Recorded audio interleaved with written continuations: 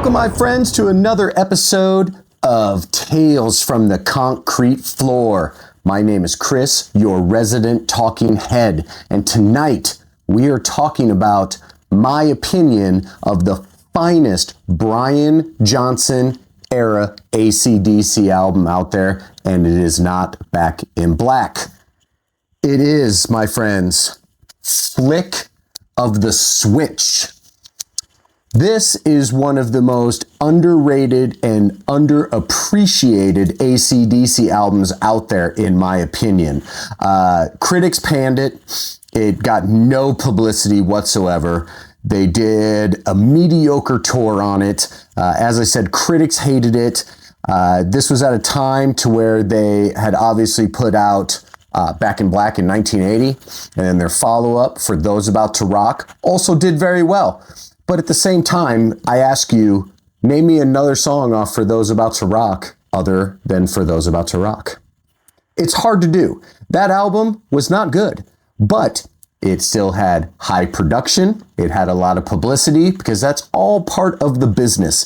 And of course, as everyone knows, AC/DC hired Mutt Lange to be their producer, who of course did the iconic Back in Black and then did For Those About to Rock. Enter in to 1983 for Flick of the Switch. AC/DC decided to go a completely different route. They ended up firing Mutt Lange and decided to produce this on their own. This, in my opinion, has some of the absolute best riffs that the Young Brothers have put out.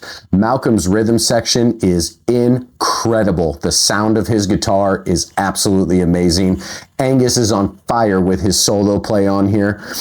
Brian Johnson is hitting those Back in Black style gritty vocals that no one talks about on this album. No one. And it is an absolute shame, in my opinion. This album should be hailed as an absolute classic. Instead, it's a forgotten masterpiece. But that's why I'm doing this show, to maybe bring it out to you, the people who maybe have forgotten about Flick of the Switch, and telling you, absolutely hands down, give this album another chance. Side A of this album has 4 of what I consider to be the heaviest AC/DC songs of all time. And that's even with the Bon Scott era.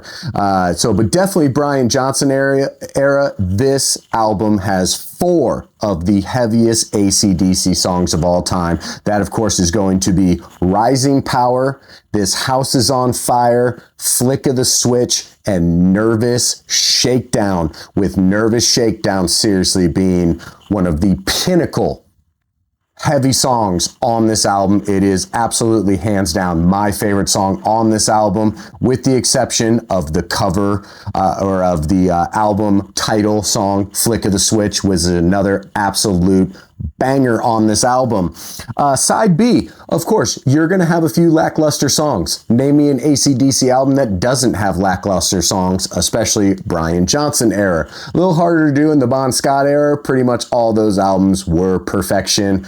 Brian Johnson era, besides Back in Black, of course, name me another album that didn't have a few throwaway songs. If you will, throwaway songs on here are going to be Deep in the Hole, Badlands, and Brain Shake. But your side B on this does have 2 absolute slammers on it as well, with Guns for Hire and Bedlam in Belgium, which is also another song that really absolutely showcases Malcolm Young and that rhythm section of AC/DC. As I said, did not get a whole lot of publicity. Their tour was mediocre at best. I think they went on tour and they had several opening acts. One was including like Wasp opened up for them. No one even heard about this tour. And if you go back through the archives of AC/DC playlists and tours, they hardly ever play anything off Flick of the Switch, which is just, it's a shame. I know that they have to be proud of this album, but it's one of those sad truths that you see in the music industry, that if you go from having an album of Back in Black stature to all of a sudden, your third album with your new singer, you produce on yourself and it doesn't hit the way you want it to. I think the music industry can crush your soul a little bit. And I think that's what happened to AC/DC with this album. And it is a shame. I am highly, highly recommending, if you have not given this album a chance, or if it's one of those albums that maybe you listened to once in the 80s as an AC/DC fan and went, not about it, go back and listen to this LP. It is incredible. You can still readily get this album at your local record stores, which I highly recommend. People, please go out and buy physical media. Buy albums. Go to a record store and support local brick and mortar stores. Don't buy these off Amazon. Amazon has enough of your money. I guarantee you probably are opening a package right now as you're watching this video from Amazon. Just look, we're all guilty of it, but when it comes to music, support brick and mortar record stores, please. I beg of you, let's keep that tradition alive.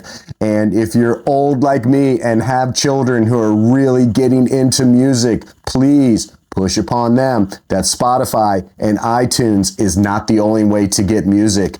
Records and record stores are the best way to experiment and find what kind of music you want to get into. Thank you for listening to that rant. I'm very passionate about physical media, vinyl albums, and supporting local music stores. Very, very passionate about it. Anyways, yes, cannot say enough about AC/DC Flick of the Switch. If you love this album, please leave a comment below. Let me know what your favorite track on this album is. And if you hate this album, leave me a comment and tell me why. I'd like to hear your explanation of why you feel Flick of the Switch is a bad AC/DC album. As always, in this world that we live in, my friends, in these times that we live in, my friends, the most important thing we can all do as people is be kind to one another. Thank you so much for checking out this episode. I look forward to seeing you all on the next one.